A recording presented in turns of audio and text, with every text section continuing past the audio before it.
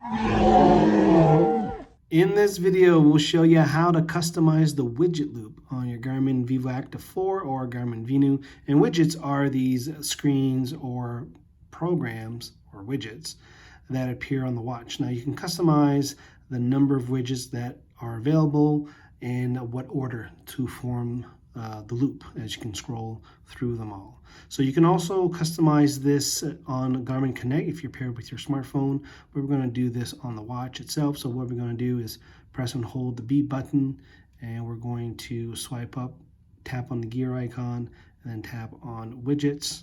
And you can see now we have the list of our widgets here. So basically what we can do here is we can go through the list and we can tap on one of them, and we can well, in this case, adjust the history settings, or we can reorder, or we can remove from the list. So let's remove this one from the list.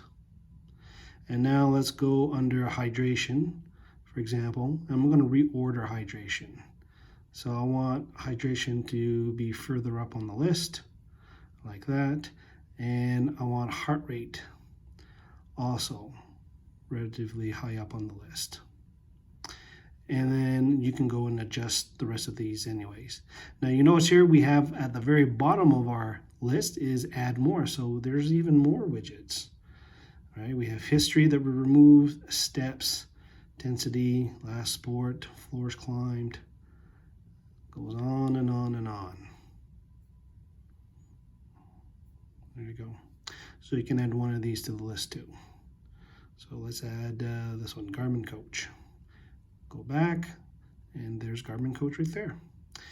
And once you're done customizing the list, all I have to do is hit back, and there you go. So everything should be updated like that. And there you go.